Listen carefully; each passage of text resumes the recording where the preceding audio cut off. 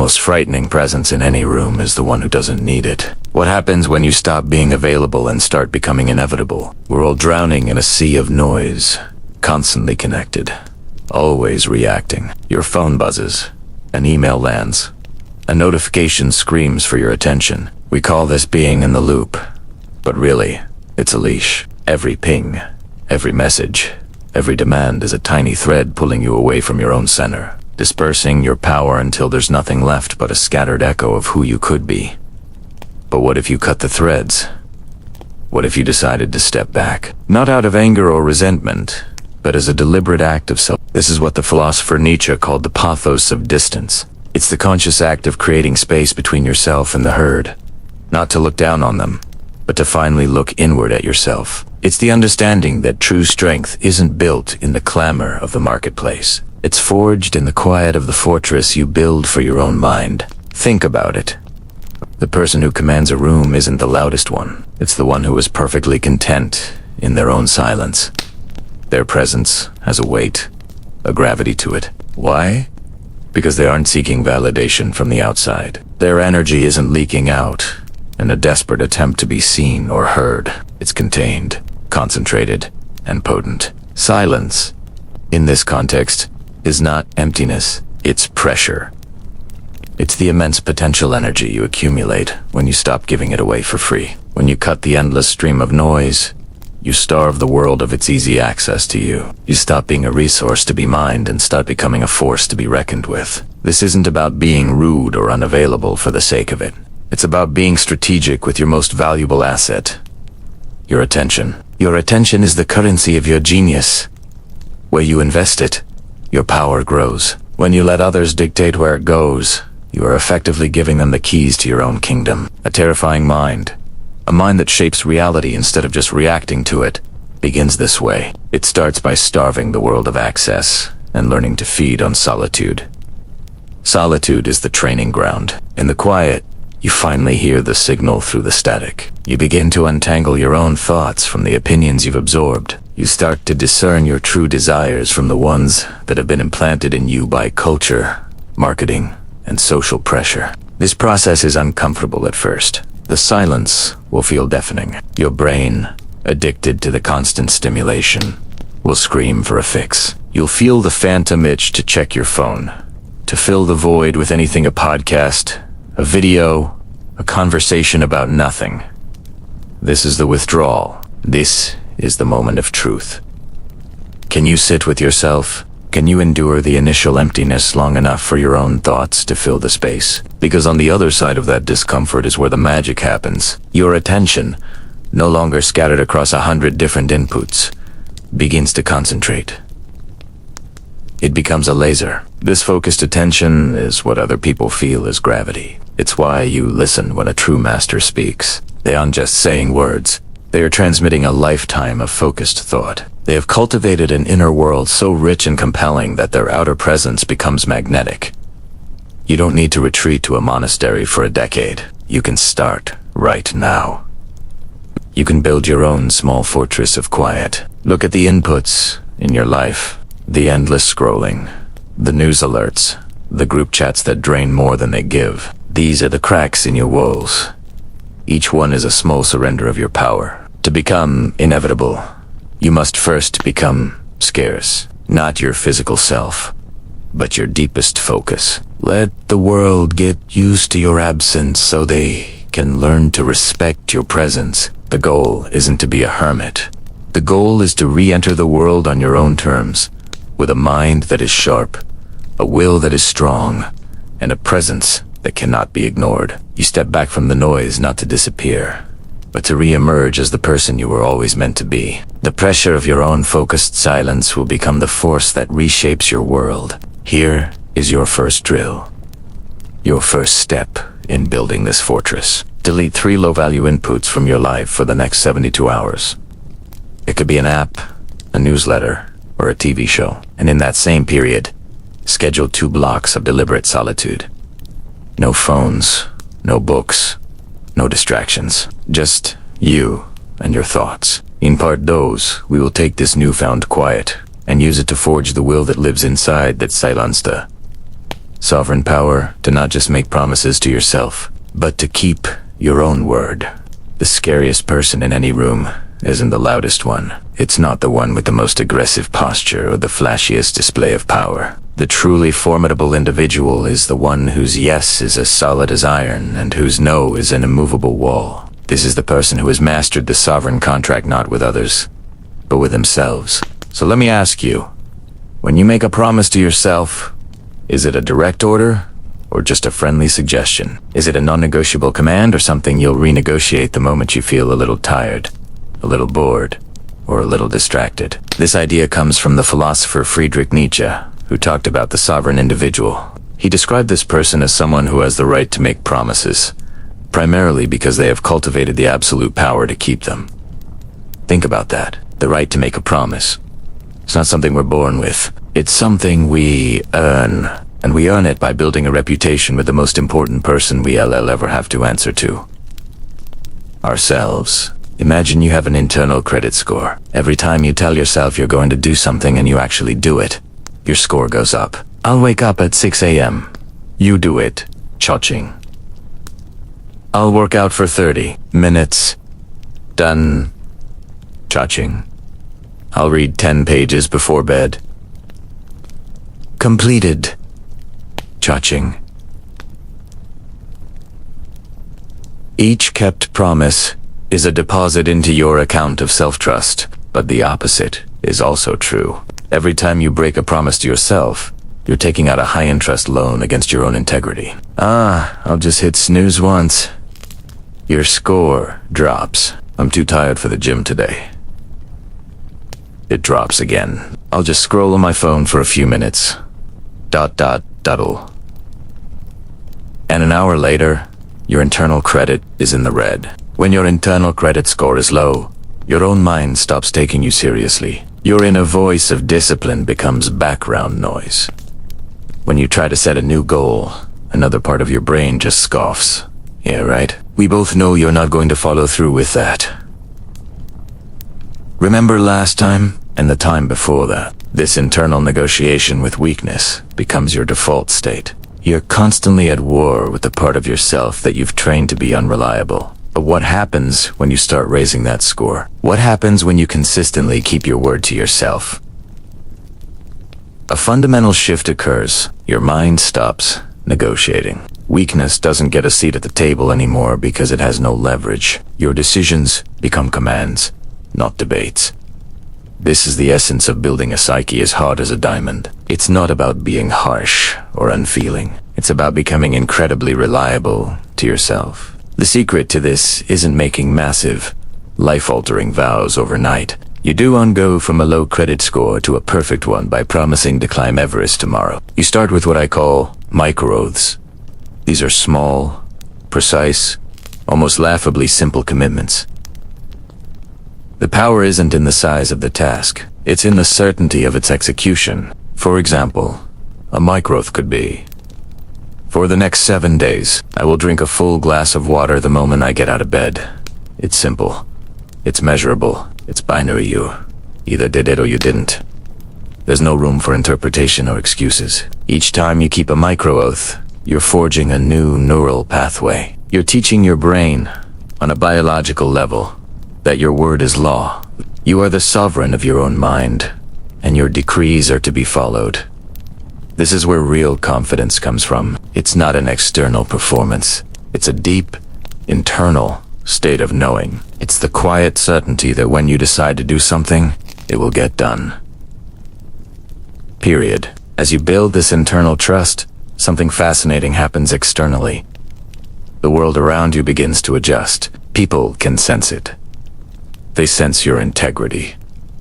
Your no becomes more powerful because it is rooted in a deep respect for your own boundaries, which you've practiced setting with yourself. Your yes carries more weight because people know it comes from a place of deliberate commitment, not a desire to please. You stop being reactive to the world and instead, the world starts reacting to the solid, predictable force you've become. You are no longer a leaf in the wind, but the rock that the wind must move around. So, here is your challenge. Let's put this into practice right now.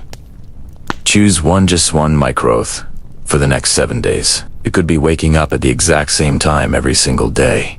No exceptions. It could be dedicating 1 hour, uninterrupted, to a creative project. Writing, drawing, coding, whatever it is for you. Or it could be a negative oath. For 1 hour each day, you will not engage in reactive scrolling on your phone. Pick one. Make it precise. Write it down. This is your first sovereign contract. In part 3, we're going to take this a step further. It's one thing to make a vow, but it's another to handle the internal resistance that tries to break it. We'll explore how to remove the emotional hooks and old habits that sabotage your promises, using powerful techniques like active forgetting and what I call shadow alchemy, to turn your weaknesses into your greatest allies. They try to bruise you.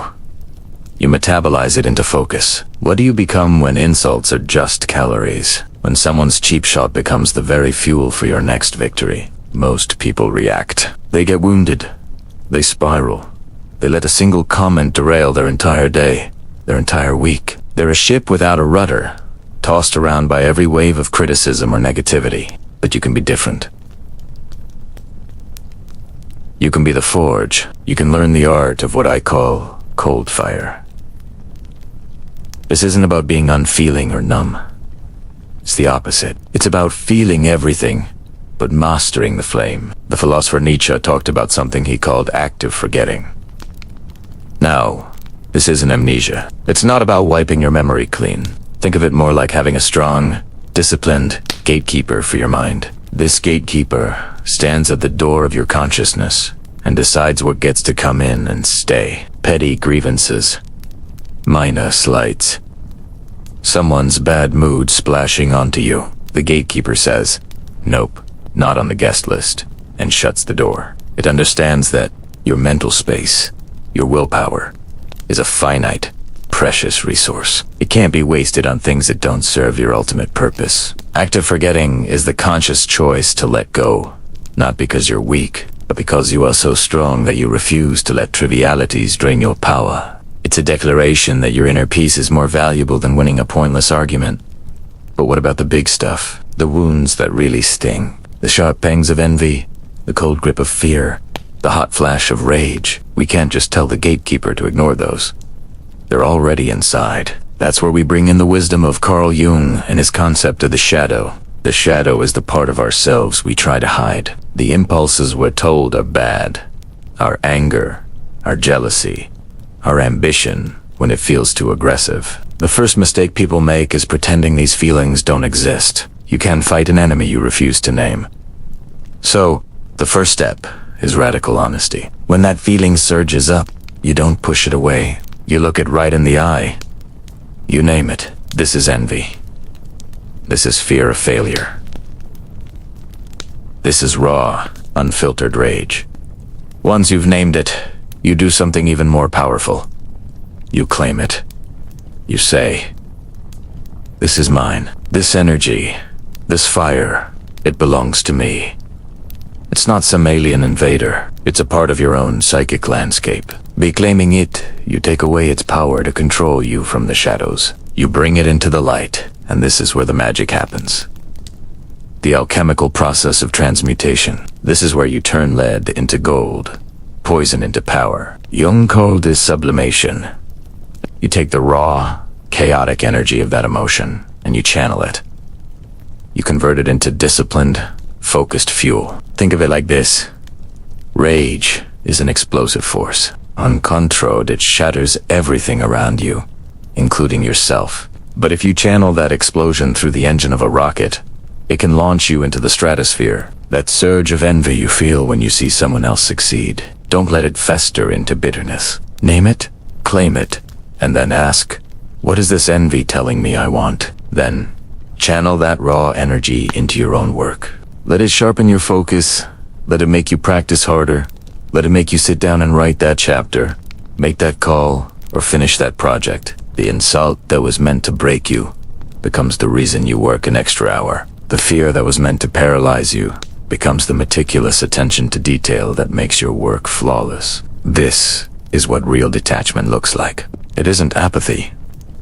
Apathy is a dead battery. This is a clean, humming power source, protected by firm boundaries. You are not letting the world dictate your emotional state. Instead, you are taking the world's input, all of it. The good, the bad, the ugly end. Deciding what you will do with that energy. You become a master of your own internal ecosystem. The insults, the setbacks, the provocations. They're no longer wounds. They're simply information. They are raw material, and you are the craftsman who decides what they will become. You are not a victim of your circumstances. You are the alchemist of your own soul.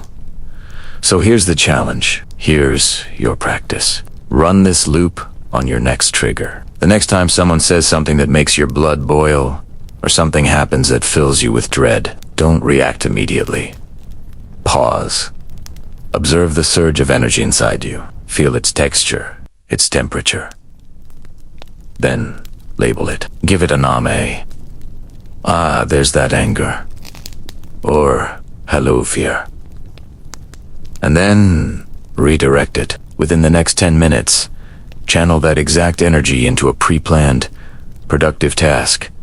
Got insulted. Go for that run you were planning and push for a personal best. Feeling jealous. Spend 10 minutes working on your own project with ferocious concentration. In part 4, we pick up the hammer and break the cages you can't even see your inherited frames. Hey, have you ever felt like you're living inside a box? A set of rules that you didn't write, but you follow every single day. Get this degree. Chase that promotion. Marry by this age. Buy that house.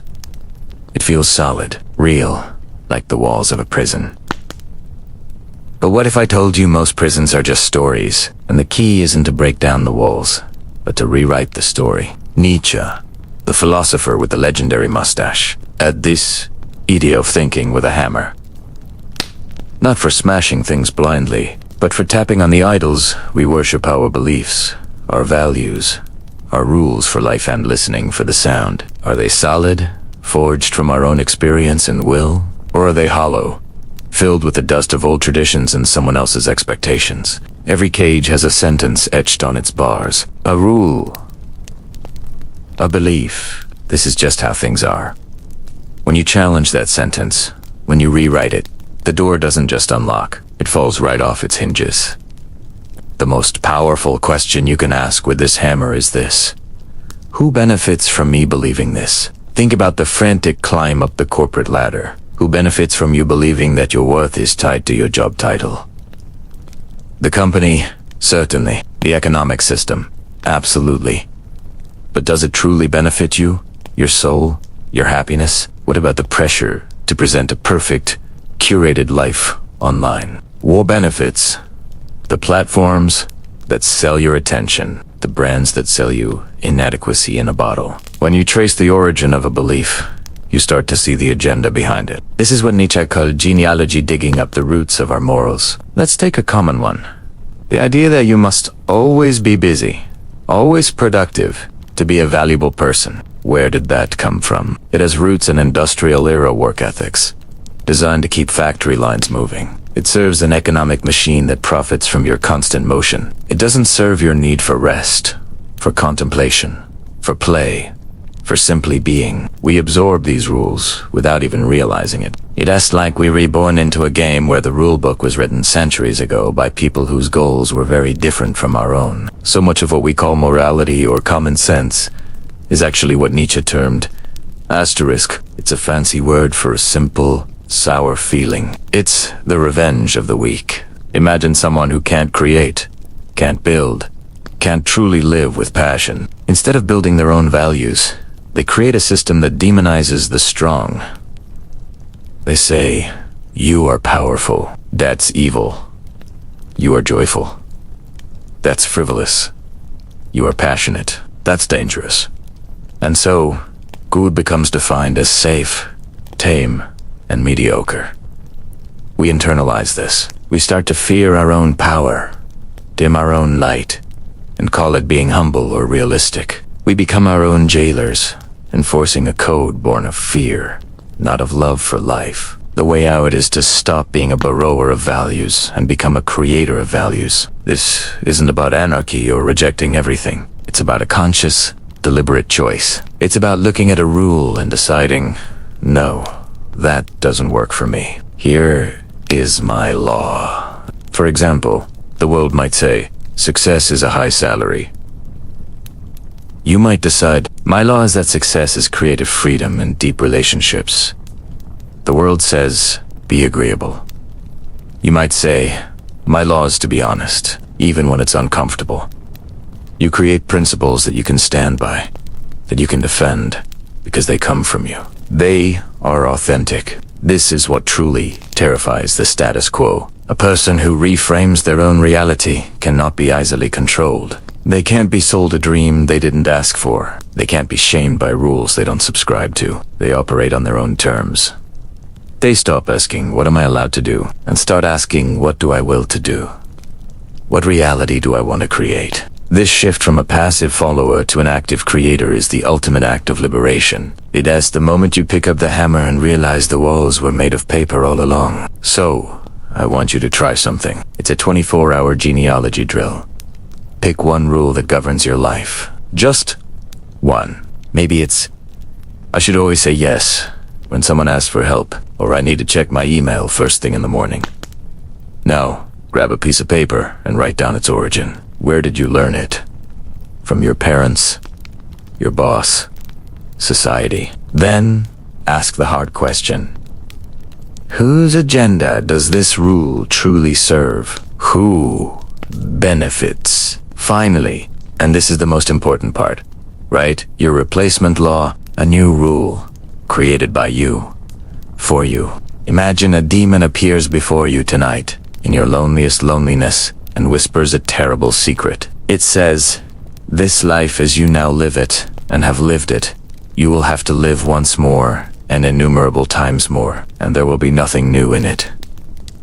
But every pain and every joy, every thought and sigh, and everything unutterably small or great in your life will have to return to you. All in the same succession and sequence.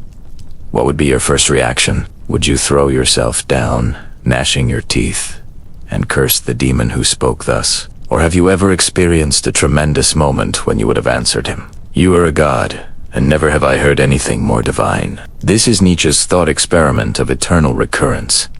It's not a metaphysical theory, it's a psychological tool, a filter for your life. It asks you a brutal, clarifying question. Is the life you're living right now, today, worthy of an eternity of repetition? Think about your day, the mindless scrolling, the meeting that could have been an email, the half-hearted yes you gave to something you didn't want to do. Would you want to repeat that forever? The pressure of that question is immense, but it's a productive pressure. It forces you to become the ultimate editor of your own existence. This isn't about creating a perfect, blissful day every single day. That's impossible. It's about living with intention. It's about trimming the fat, cutting the trivial commitments that drain your energy and add no value. It's about learning to say a clean, guilt-free no to the things that don't matter, so you can pour all of your soul into the few acts that truly are worthy of repetition. What are those acts? For Nietzsche, they were things like creation, building something, writing something, expressing yourself, building strength both physical and mental, overcoming challenges, and most importantly, cultivating a love of fate. He called it Amor Fati. Amor Fati is the polar opposite of a defensive mindset. A defensive mind complains.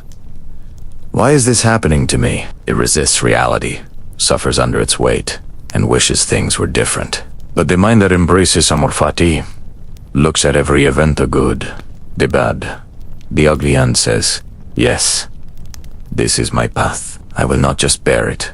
You will love Italiano. I will it. This transforms your mind from a passive receiver of circumstance into a volcanic force of nature.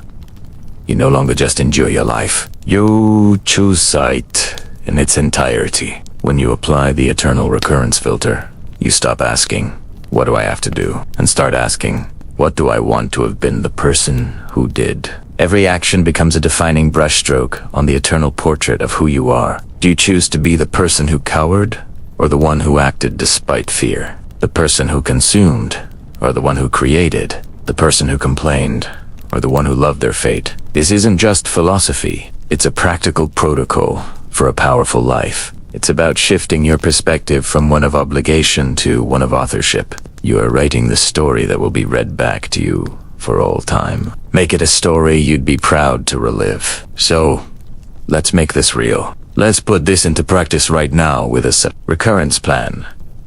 I want you to take out a piece of paper or open a new note on your phone. First, write down one act you would gladly repeat every single day for the next week, something that aligns with creation, strength, or love. It could be 15 minutes of writing, a workout, or a moment of genuine connection with someone. Second, identify one thing you will mercilessly cut. A time-wasting app, a pointless argument, a commitment you dread. Just for 7 days.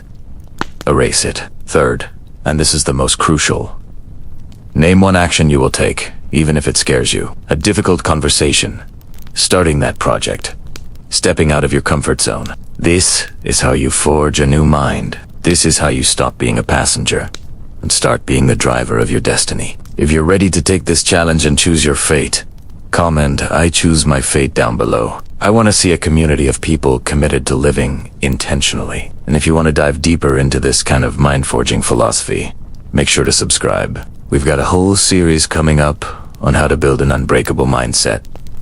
Thank you for watching. Now go and live a day worthy of eternity.